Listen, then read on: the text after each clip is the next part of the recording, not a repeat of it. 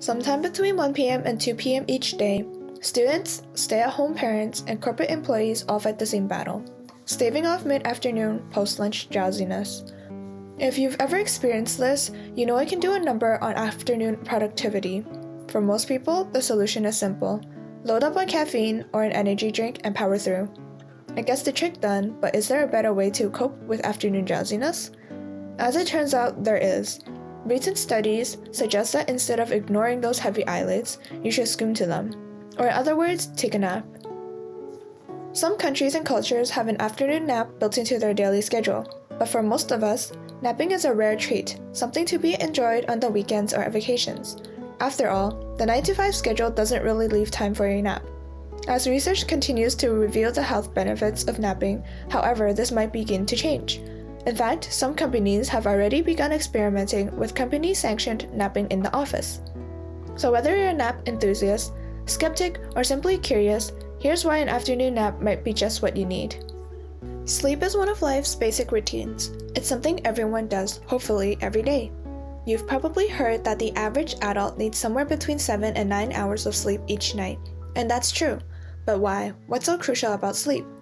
It's a question scientists have researched for decades, and they're still uncovering new information each year. Here's what is known.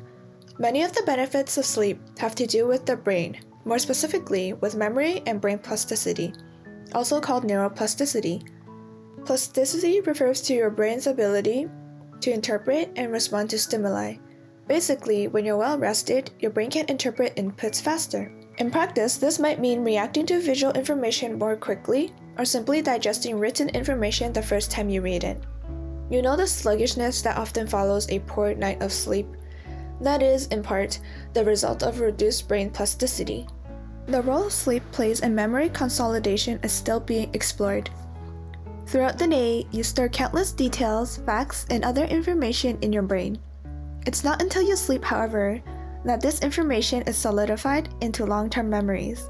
For decades, researchers believe that memory consolidation occurred during rapid eye movement, or REM sleep, the final of the 4 stages. New research suggests this might not be the case, because sleep plays such a big role in memory formation and retention. Much of the research surrounding napping also deals with memory. If memory consolidation only occurred during REM sleep, naps probably wouldn't do much for your ability to remember. It takes about an hour and a half of sleep to reach the REM stage. That's longer than most naps. And though scientists are still exploring the exact relationship between sleep and memory, one thing is clear: a quick nap can do wonders for your memory. Does this mean taking a nap will help you remember the name of that one kid who sat next to you in 1st grade? No. But let's look at the areas of memory napping can help. Most people are familiar with the concepts of short-term and long-term memory, but that's only one way to categorize your brain's storage capacity. Human memory is actually divided into a number of other categories. Item memory, for instance, refers to your ability to recall individual items from a list. Associative memory, on the other hand, refers to your ability to remember things that are paired or linked. Examples include this face goes with that name. That car is always parked in front of this house. Stuff like that. In studies focused on item memory, napping has no effect on the participants' recall. When individuals take a 90-minute nap, however, their associative memory has been shown to improve. Napping can even increase your ability to learn and encode new information. In one study, participants were given an associative memory task in the morning and evaluated on their recall. After that morning session, half of the participants took an afternoon nap, half did not. When the participants regrouped in the evening, they were all given another associative memory task and evaluated on their recall. Those who hadn't napped performed worse than they had that morning. That is, they remembered fewer pairings. Those who had napped, you guessed it, performed better than they did in the morning. Like most good things, napping requires moderation. Snooze for too long and you might miss out on some of the health benefits of napping and negatively impact your nightly slumber. A good nap should be refreshing and, as it turns out, short. While there's no agreed upon ideal nap length, most experts suggest keeping naps under an hour and a half, the length of time it takes to reach REM sleep. Some even suggested napping for just 10 to 20 minutes. If you've ever taken a much-needed afternoon nap only to wake up feeling groggy, and frankly worse than you did before the nap, there's a good chance you slept too long.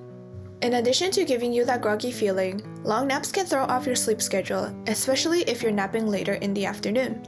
To get the most from your naps, try to catch those afternoon Z's before 3 p.m.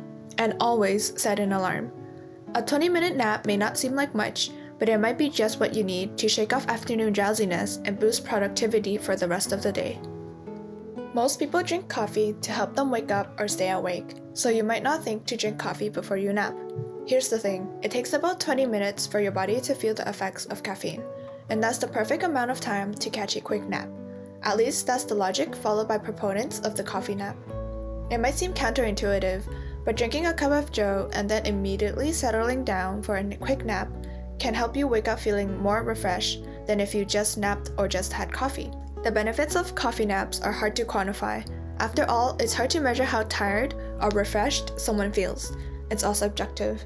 That being said, studies have shown that consuming 200 milligrams of caffeine, about 2 cups of regular black coffee, and then napping for 20 minutes may help you feel more refreshed upon waking. If you're regularly napping for 3 or more hours, your sleep cycle might begin to shift from a monophasic sleep pattern, that is one big chunk of sleep, to a biphasic or even polyphasic sleep pattern. And depending on your schedule, this might not be such a bad thing. A biphasic sleep pattern means you're sleeping in 2 chunks or shifts, usually for about 4 hours each.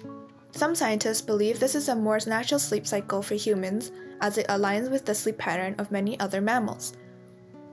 With biphasic sleep, the idea is to go to bed when the sun goes down, sleep for 4 hours, wake up for a few hours of meditation, prayer, reading, etc., and then settle back down for 4 or more hours of sleep.